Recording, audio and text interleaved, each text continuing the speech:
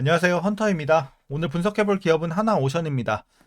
그동안 이제 박스권 구간 안에서의 움직임 오랜 기간 이어왔습니다. 드디어 그리고 이번 달부터 박스권 바닥에서 급등이 계속해서 이어지면서 드디어 박스권 탈출을 한 상황입니다. 자, 이런 상황에서 우리 앞으로 전고점 44,000원대도 돌파를 하면서 계속해서 상승 흐름 이어갈 수 있을지 분석을 통해 향후 주가 흐름 예상을 해보도록 하겠고요. 이제 보유자분들 앞으로 목표가 설정부터 물려 계신 분들 대응 방법 그리고 신규 진입 관점에서까지 다양한 관점에서의 투자 전략 함께 알아보도록 하겠습니다. 자, 그럼 이어서 수급 상황 보겠습니다. 외국인이 샀고요. 기관이 팔았습니다. 한 달 기준으로요. 자, 개인은 중립을 유지했습니다.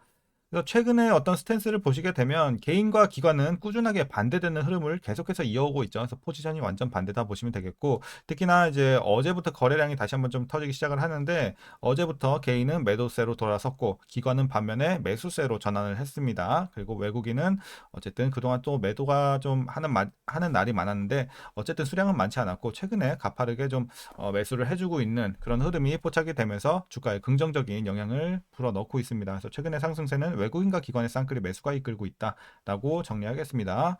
자, 이어서 신용 잔고율 보시겠습니다. 0.4 나오고 있고요. 굉장히 안정적인 수치 걱정 없어 보입니다. 이어서 공매도는 여전히 금지가 됐기 때문에 분석은 생략하도록 하겠고요. 바로 재무제표 분석 시작해 보도록 하겠습니다. 자, 먼저 2019년도 매출부터 보시겠습니다. 8조, 7조, 4조 대까지 떨어집니다. 그리고 재작년에 반등 시작 4조 8천, 7조 4천, 올해는 10조 대, 그리고 내년 후년도 11, 12조 이런 식으로 올라갈 것으로 예상이 나오고 있습니다. 그래서 실적 이제 매출은 계속해서 상승세에 있고요. 영업이익은 이제 그동안 적자가 깊었죠. 그리고 적자 폭을 줄여 왔었고 올해 드디어 흑전에 성공을 합니다. 자, 1,600억 크진 않지만 흑전에 의미를 두면 될 것 같고 내년부터는 그래도 큰 폭의 상승 이어갈 것으로 보여집니다.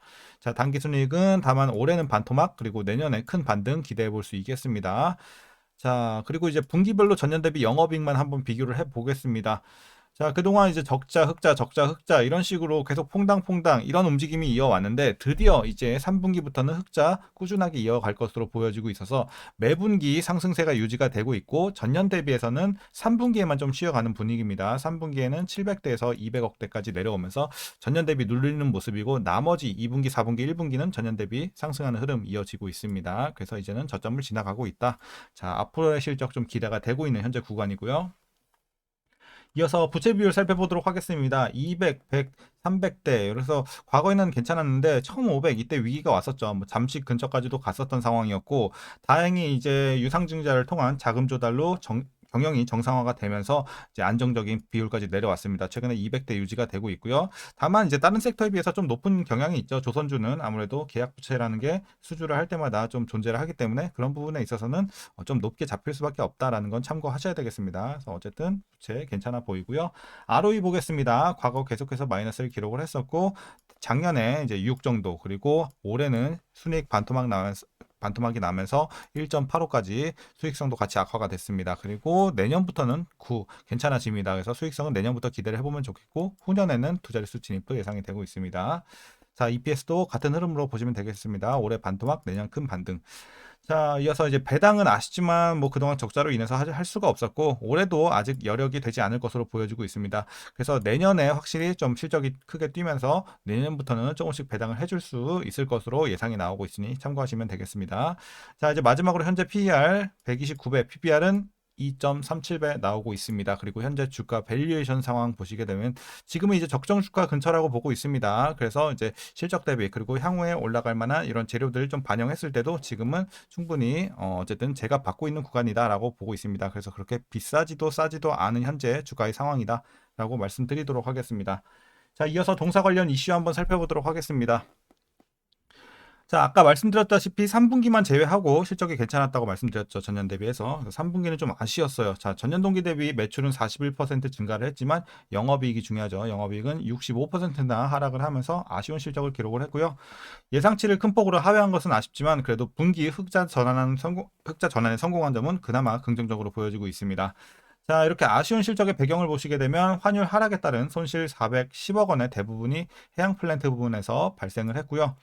외주비 인상 비용 70억 원과 자체 보상금 반영 등 계약과 변경 효과로 인한 비용 80억 원을 포함해서 총 560억 원의 일회성 비용이 발생을 했습니다. 여기에 따른 좀 아쉬운 실적이 나와줬습니다.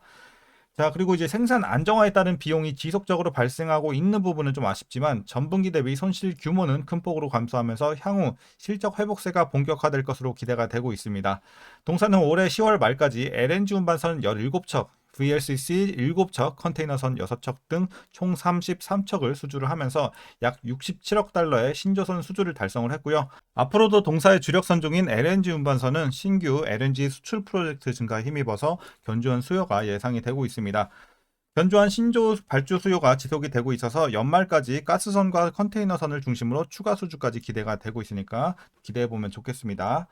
자, 그리고 내년부터는 이번 임단협 타결에 따른 공정 개선 효과와 더불어 연간 LNGC 매출에서 차지하는 비중이 약 70%까지 확대될 예정임에 따라 이 건조 비중 확대 효과까지 더해지면서 향후에 안정적인 이익 성장 보여줄 전망입니다.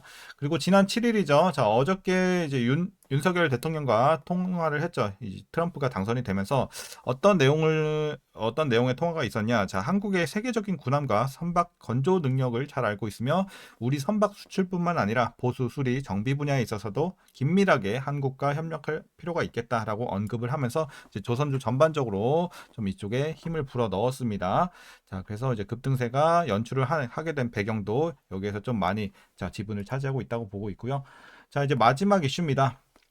다만 이제 좀 아쉬운 이슈는 이제 1년간의 보호예수 기간이 끝나면서 하나오션 직원들이 우리 사주 청약으로 받은 주식을 이달 29일부터 거래할 수 있게 됩니다. 그래서 이런 점은 향후에 불안 요소로 작용을 할 것으로 보여지고 있고요.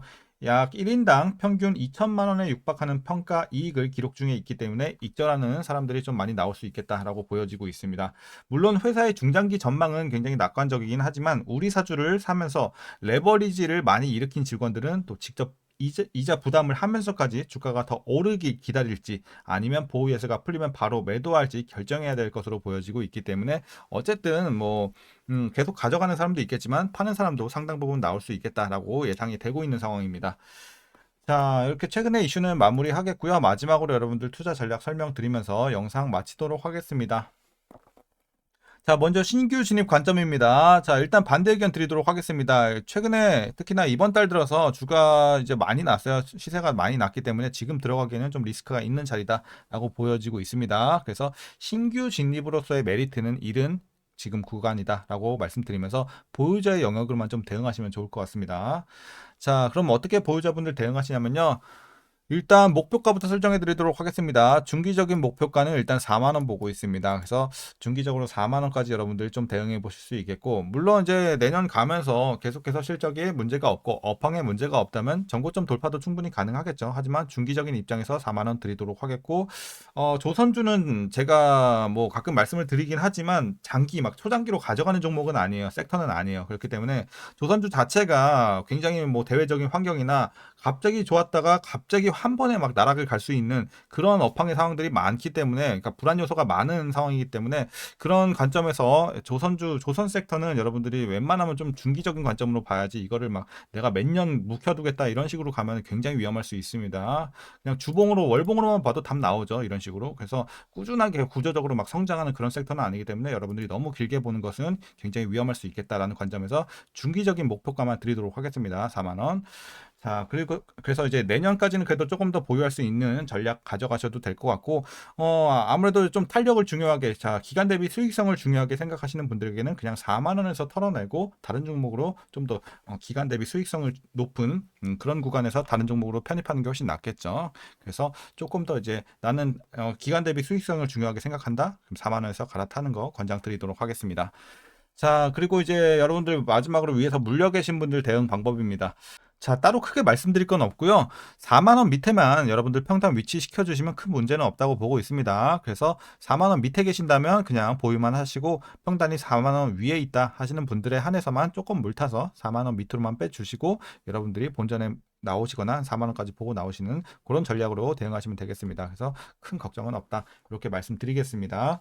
자, 오늘 전략 여기까지입니다. 오늘 영상도 유익하셨다면 구독과 좋아요도 한 번씩 부탁드리도록 하겠고요. 한 주간 수고들 많으셨습니다. 여러분들 주말 잘 보내시고 오늘도 시청해 주셔서 감사합니다.